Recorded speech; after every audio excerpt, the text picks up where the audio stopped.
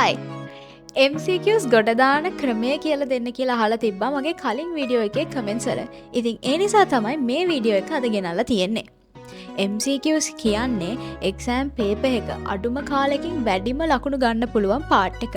ඉතින් MCQs වල තියෙන තව ලොකු ඇඩ්වාන්ටේජ් එකක් තමයි මෙතෙන්දී ඔයගේ පේපර් මාකින් කරන එක්සැමිනර්ගේ මූඩ් එක, ඔයගේ ආන්සර් එකේ ස්ට්‍රක්චර් එක හොඳ නැහැ, අකුරු කැතයි, පිළිවෙලක් නැහැ. මෙන්න මේ වගේ කාරණා නිසා ඔයාලට ලකුණු අඩු වෙන්නේ නැහැ. හරි නම් හරි, වැරදි නම් වැරදි.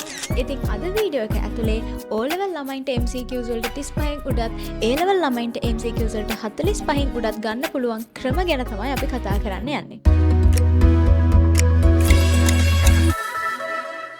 ඉතින් මේ සියල්ල දැනගන්න කලින් ඔයා තේරුම් ගන්න ඕනේ MCQs වලට බොහොමයක් අයට ලකුණු අඩු වෙන්න තියෙන හේතු මොනවද? මෙන්න මේකට ප්‍රධාන හේතු පහක් තියෙනවා. පළවෙනි හේතුව ඔයා ටයිම් මැනේජ් කරන්න දන්නේ නැහැ. දෙවෙනි හේතුව ඔයා හරියට රිවයිස් කරන්නේ නැහැ. තුන්වෙනි හේතුව ඔයාගේ careless mistakes. ඒ කියන්නේ දන්න concepts ආයෙ වරද්දනවා. හතරවෙනි හේතුව weak fundamentals. ඒ කියන්නේ lesson එක subject එක තියෙන basic concepts හරියට දන්නේ නැති එක.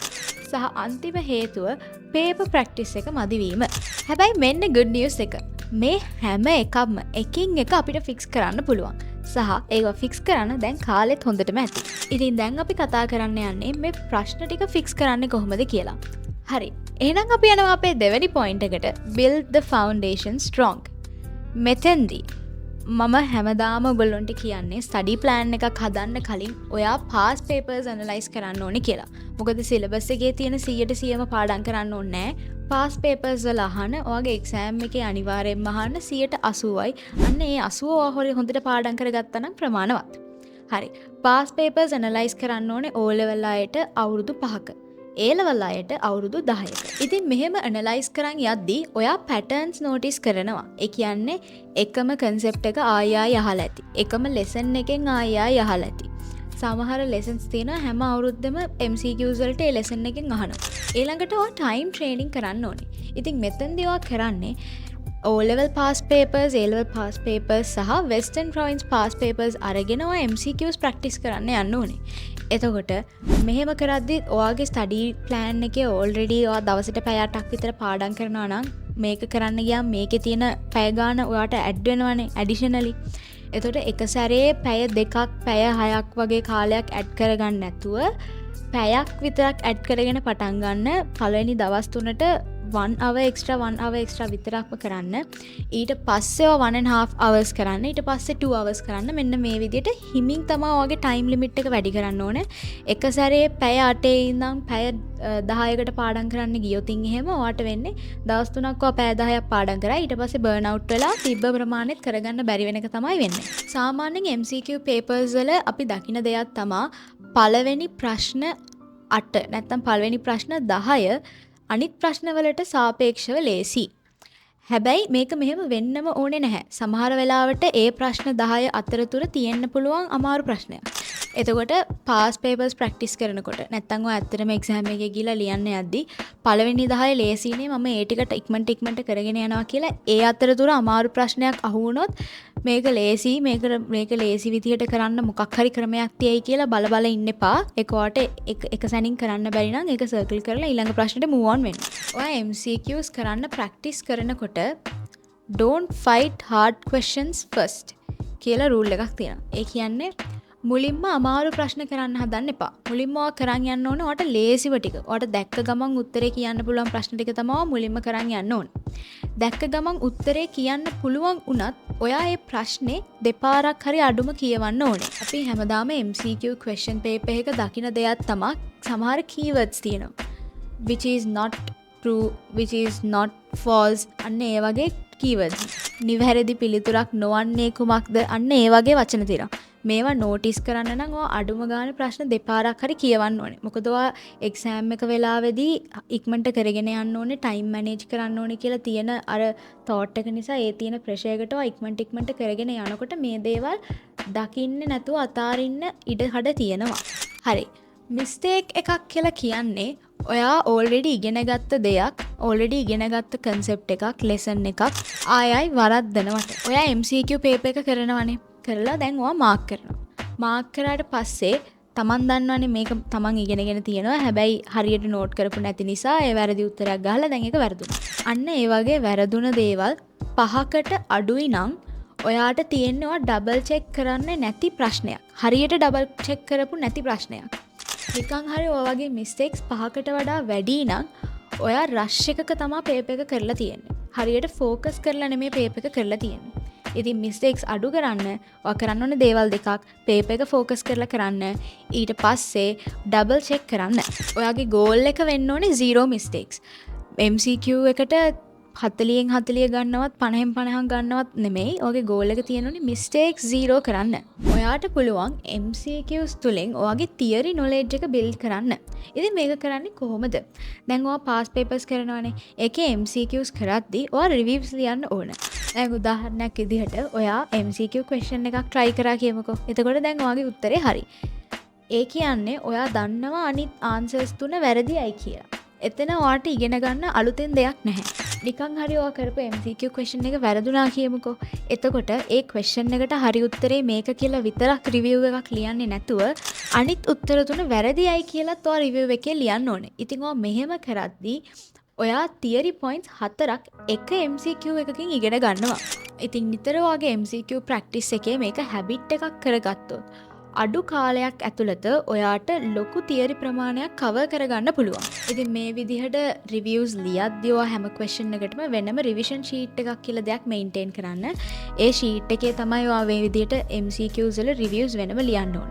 මොකද එක්සෑම් එකට කලින් දවසේ ඔයා ආයෙත් MCQ පේපර් එකක් අලුතෙන් ප්‍රැක්ටිස් කරනවට වඩා කලින් අර try කරපු ඔක්කොම MCQs වල රිවිෂන් ෂීට් එක ඔයා ආයෙසරයක් රිවයිස් කරගෙන යනවා කියන එක ගොඩක් efficient. ඔයා MCQs කරගෙන යනවා ඔයාලා නිකන් හරි මෙන්න මේ ලෙසන් එකේ මේ කොටස මට මතක නෑ. ඒ නිසා මේ ප්‍රශ්නෙට උත්තරේ හරියට කියාගන්න බෑ වගේ සිචුවේෂන් එකකට ඔයා මුහුණ දුන්නොත් ඔයා කරන්න ඕනේ එතනින්ම MCQ ප්‍රැක්ටිස් කරන එක නවත්තලා ඉවර වෙලා ඒ ලෙසන් එකට අදාළ කොටස රිවයිස් කරන්න.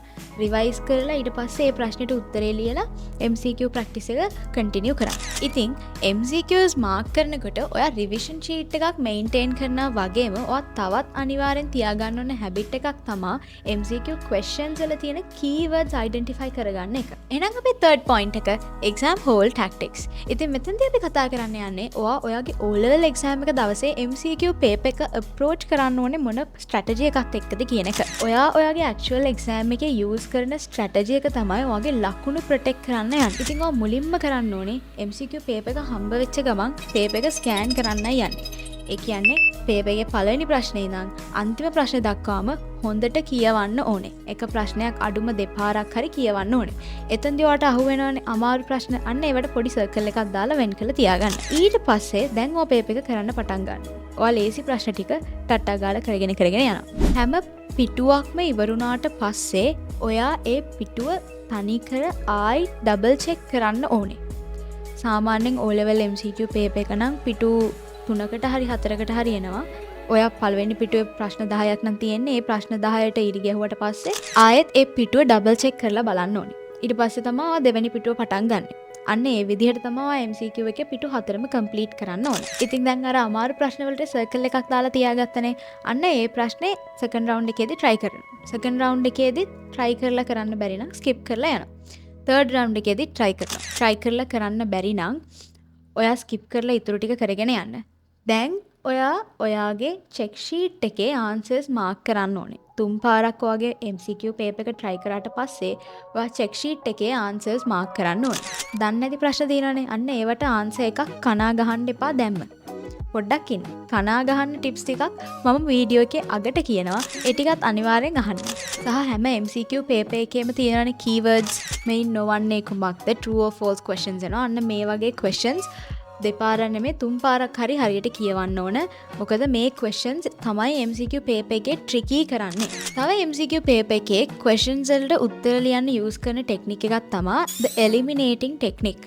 මෙතෙන්දී අපි කරන්නේ අපි ප්‍රශ්නයකට උත්තරේ දන්නේ නැත්තම්. ඒ කියන්නේ ඒ ප්‍රශ්නෙට සම්බන්ධ වෙන දෙයක් ගැන අපි දන්නවා. හැබැයි ප්‍රශ්නේ අහන දේ ගැන අපි හරියට දන්නේ නැහැ. අන්න ඒ වගේ සිචුවේෂන් එකේ අපි අර ටිකක් ආසන්නව දන්න දේවල් එක්ක අපිට පුළුවන් උත්තර දෙකක් අයින් කරගෙන most suitable answers හැටියට අනිත් උත්තර දෙක තියාගන්න. දැන් ඒ දෙකෙන් එකක් ඔයා තෝරන්න ඕනේ. මෙතෙන්දි 50-50% probability එකක් තියෙනවා ඔයා ගහන උත්තරේ හරියන්න. ඉතින් තව ටිකක් logically හිතලා ඔයා උත්තරේ select කරන්න ඕනේ. ඉතින් අපේ ඊළඟ technique එක context recall. මේක visualization technique එකක්. උදාහරණයක් හැටියට ඔයා paper එකේ question එක කියවලා answers ටිකත් කියුවට පස්සේ ඔයාට භාගයට මතකයි වගේ නම් මේක ඉගෙන ගත්තා. හැබැයි හරියට උත්තරේ මතක් වෙන්නේ නැත්තම් ඔයා visualization technique එක තමයි use කරන්න ඕනේ. මෙතෙන්දී ඔයා මේ point එක ඉගෙන ගන්නකොට ඔයා හිටියේ කොහෙද? ඔක ඔයාට කියලා දුන්නේ කවුද? මෙන්න මේ situation එක මතක් කරන්න උත්සාහ කරද්දී ඔයාට answer එකත් මතක් වෙනවා කියලා තමයි කියන්නේ. ඉතින් මුලින්ම ඔයා දන්න ප්‍රශ්න ටිකට උත්තර ලියනවා. ඊට පස්සේ අමාරු ටික circle කරලා තියෙනවා first round එකේ. ආයි second round එකේ try කරනවා. ආයි third round එකේ try කරනවා. දැන් මේ rounds තුනේම try කරලා තාමත් තියෙනවා නම් ඔයා උත්තර දන්නේ නැති ප්‍රශ්න අන්න ඒ ප්‍රශ්න වලට eliminating technique එක නැත්තම් context recall technique එක use කරන්න පුළුවන්. එහෙමත් නැතුව මේ ප්‍රශ්නෙට ඔයා උත්තරේ දන්නේ නැත්තේ මේක ඔයා ඉගෙනගෙන නැති නිසා හරි. නැත්තම් ඔයාට දැන් ටයිම් එක මදි වුණා. ප්‍රශ්න ටික කරන්න වෙලාවක් නැහැ. අන්න ඒ වගේ සිචුේෂන්ස් වල ඔයාට සිද්ධ වෙනවා මේවට කනා උත්තර ගහන්න.